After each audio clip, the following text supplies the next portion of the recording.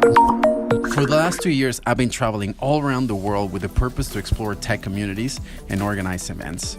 I saw how technology is solving fundamental problems in many emerging markets, and this has to do with the rise of the internet, availability of smartphones and connectivity, the rise of GDP, the explosion of instant communication, and more.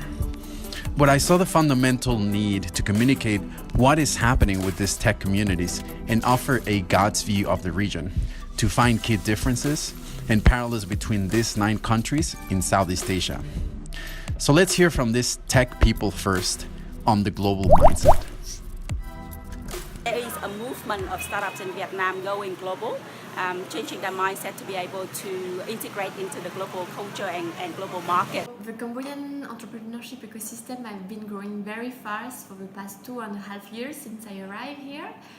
I can say that now the concept of starting a business, doing a startup is more popular. Now Cambodian startups are more looking at developing their business to like Myanmar or Vietnam. The startup founders here, they should have the global mindset because we have a small market here. Thai startup need to going abroad to capture and gain more market share. The startup not having a more global mindset, something I've talked about several times. A lot of the entrepreneurs here, they're not really equipped with the global mindset, to deal with the more international market. So I would say it's an evolving mindset, and that's a good thing. Filipinos need to be more mayabang, right? Mayabang is the Tagalog word for more self-confident, right? That you can go out there and you can do it. Their ambitions were largely confined to the Philippines. These days, it's very different, right? I think there is a much greater sense of self-confidence, right? That I can actually create a company that goes beyond the Philippines. The global mindset is still lacking. Now, many countries claim to be the tech hubs of Southeast Asia. Let's hear it from them. Magic, the Malaysian Global Innovation and Creativity Center, we believe in Southeast Asia region as one market. Magic wants to help Malaysia become the gateway or the platform for startups to get market access into Southeast Asia, irrespective of whether it's in Thailand, Indonesia, Philippines, or Vietnam. The reason why I think fintech companies from around the world should come and land in Singapore is if you want to have Singapore as the springboard into the larger ASEAN and Asian markets. So coming here is actually a very, very good way for you to actually look to see how it can expand into the region. Cambodia for us should be like the place where international tech companies should start doing business in Asia. Apart from being a dream spot for digital nomads around the world, Thailand has a lot of opportunities, such as we are gateway to Southeast Asia. I do think that Vietnam can be, the technological hub, not just for Southeast Asia, but for the emerging markets all around the world. The thing about Taiwan, because it's in unique geographic position, you can actually go to North Asia and South Asia within less than 3 hours. All tech hubs have pros and cons. Now let's find out about the smartphone penetration in 3 countries. Thanks to the cheap mobile phone from China, so our high smartphone penetration rate is good here. And everyone has mobile phone. This thing right here is owned by everyone. Myanmar is an emerging economy. In terms of the smartphone usage, we have very high, over 80%. Smartphone is the very first personal computer for most of the people. So we have leapfrog from nothing to using a smartphone. Tech leapfrogging is happening in many countries. Now let's hear about the types of talent available.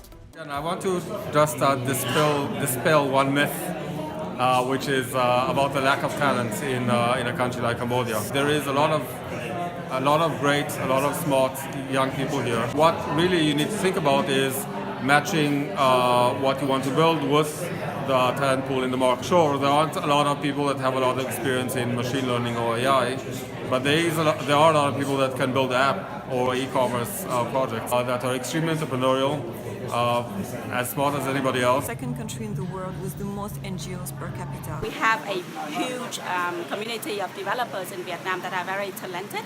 So a lot of corporations are actually moving to Vietnam to set up their R&D centers. Taiwan has a very good talent pool of hardware and also software. International companies, the startup want to connect with Taiwan, they can access to a good talent pool here. In Taiwan, there's a lot of English, Japanese, Chinese-speaking talents. You can basically set up your backbone operation office, and most importantly, the R&D operation. Still lacking of talent. We have like good designer and good business people. We're still lacking of experienced people from developer side. Talent is everywhere. Now hear from them about the huge opportunities tech is bringing to these countries. When I came to the Philippines, he came here first. And I came to follow because we saw this opportunity in the Philippines because it's a fast-growing economy and employment is growing very fast. I believe that transportation is a key need, therefore a key opportunity for the local ecosystem, whether if it's ride sharing, finding ways to improve the public transportation system, so on and so forth. Fintech, it's very fast growing, it's a large consumer-based market here. Healthcare as well, particularly in terms of micro benefits or individual plans. And there is a growing interest in altcoins and this crypto space here, whether if it's using blockchain to solve certain problems or currencies themselves.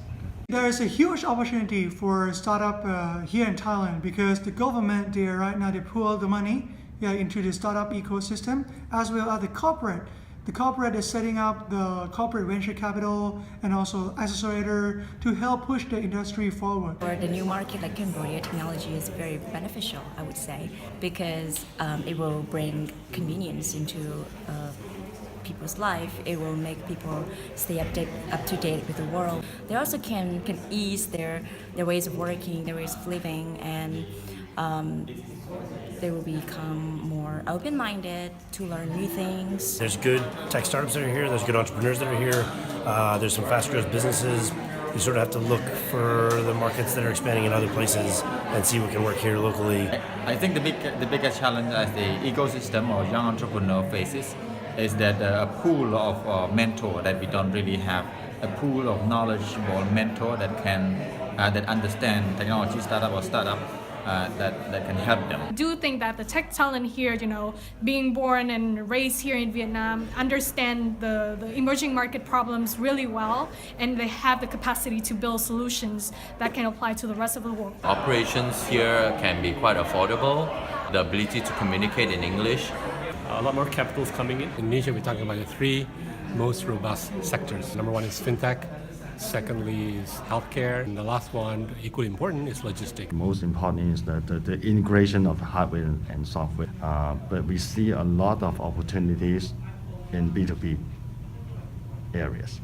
So I think Taiwan startup should put more resources and focus. Just how many startups are passionate about solving some fundamental problems that a frontier market like Myanmar faces. Things like last mile logistics as an example, and addressing kind of off-grid power solutions for urban living. Very fundamental challenges that most other markets in the world don't face that Myanmar does. The ecosystem itself is just how much underlying infrastructure is still needed and support. Let's see now how hard or easy it is to operate in these countries and the tech policy developments. Opening a company here, opening a representative office, or even not opening anything, but just starting business in Cambodia can be very, very easy and very, very cost-heavy. And now the government and the corporates also are starting to give of supporting also these startups. It's full of government support, very good infrastructure, ease of doing business as well, political stability as well. It's still opening up, but it's also a pretty new country in terms of free market economy. The main challenges for startups is actually the lack of legal frameworks for investment. So with that, a lot of startups have to choose to incorporate elsewhere. With the deregulation efforts and the collaboration among the private and the public sectors, it's definitely maturing, leading the wave in Asia. We're not probably the first one like the Singapore or the North Korea, but we're definitely catching up, especially recently with the launch of the startup visa. It's probably one of the easiest. You just need to sign up with an incubation center, go to the immigration office, probably 4 to 6 weeks, you will get your startup visa and your residency, and you're ready to open a bank account and ready to do business. General impression of doing business in the Philippines is it's difficult and full of red tape. I think this current administration is taking concrete steps to change that. One exact way I see them doing that is starting to look at regulations not only as how they apply to multinationals, but also on the SME front, which this current government is very, very much pushing and wanting to move forward. Most of the market in Cambodia is informal, like many of the frontier markets. So it means that you have to spend a lot of time working with the sector and figuring out how you can still be complied by the local regulations, but at the same time don't kill your business because there's a lot of inefficiency because of these informalities, which mostly kill your margins. We have created strong strategic partnerships both in the private and public sector. So a startup coming from, say, North America, thinking about the Indonesian market, we can help set up appointments and meetings there to help them create a soft landing without going to those market blind. The Yangon Innovation Center is opening up later this year, and that will be exciting. That was initially led by the Yangon regional government, and so it highlights the interest that the national and regional government are taking in tech, and the recognition that education and youth empowerment are all tied into the whole kind of tech movement. We touch in all the 6 key points, and what is important to note is the speed of technological development Southeast Asia and Taiwan is experiencing, and the huge impact this is having in so many industries and at all societal levels. We will keep connecting with all of these communities. Special thanks to all our interviewees, China Accelerator, and Mox.